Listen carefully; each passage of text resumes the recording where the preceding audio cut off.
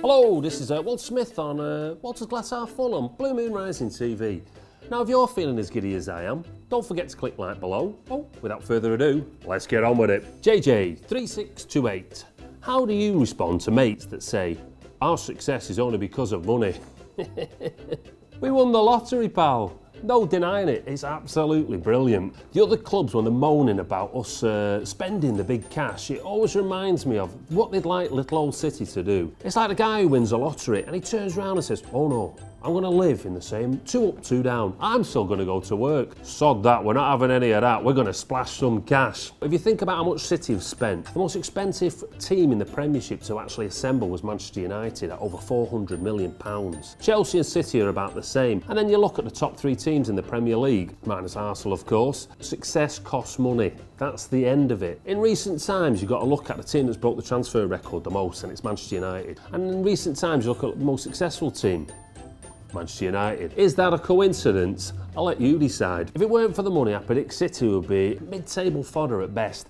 We might just be around where Aston Villa are at the moment. So that injection of cash, absolutely fantastic. You've also got to look at the money has brought us a lot of happy times. 2 Premiership titles, FA Cups, League Cups, consistent Champions League football.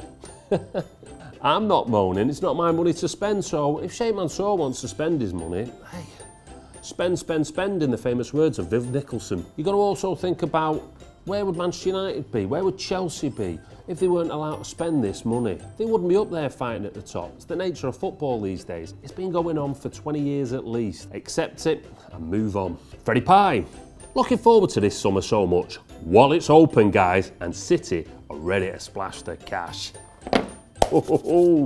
This works twofold for me. Number one, we're ready to splash the cash. But number two also, we don't let any players go unless it's under our terms and conditions, which is vitally important as well to keeping that nucleus of the squad. Every team, no matter if it's Bayern Munich, Barcelona, Accrington Stanley, they always need to bring in new fresh blood just to rejuvenate the squads and to give the fans like us something to look forward to. Not only are we cherry picking some of England's talents like maybe Sterling, but we're also going into Europe and hopefully picking up a Pogba and a De Bruyne.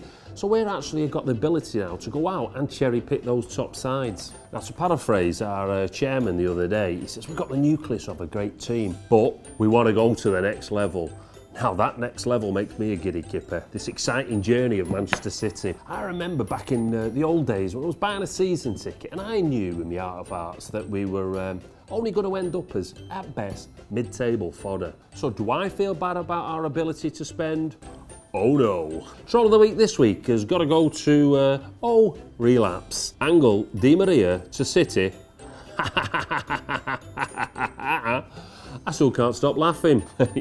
The way I look at things is, if you want to live in the past, what I would do is I'd buy a DeLorean and I'd try and get to 80 miles an hour, see where that takes you. See if you can set the time machine back to the early 90s for yourself. You look at the pros and cons of Angel Di Maria signing for City, and you've got to look at, if I see him on international duty and who his best buds are, he's always hanging around with Zabaleta and he's hanging around with Aguero, and they're there having a laugh. One of the other major factors is, if Angel Di Maria signs for City, he won't have to listen to Louis van Gaal drone on and on and on. I don't know if you saw the end of year clip review of the season by Louis van Gaal. Oh my word. The man does know how to waffle. I can only pity players that have to sit in there and listen to that kind of nonsense week in, week out. It's got to be enough to chip away at any man's patience. I think the biggest obstacle that Di Maria would have to actually signing for City would be, it's got to be the board.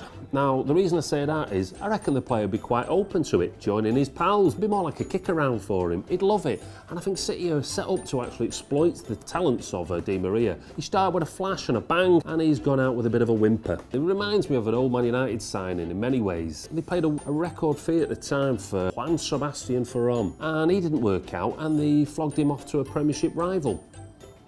Could history repeat itself? I hope so. And Gel, if you want to come over to the Blue Half of City, we'll welcome you with open arms. Well, that sums up another week of Walter's Glass Half Full. Now, if you want to keep up to date with all the transfer gossip, I know I do, check out Adam and Alex's videos uploaded each morning. Oh, time for another. This is Ricky the Hitman Hatton. Subscribe to Blue Moon Rising TV for a knockout time.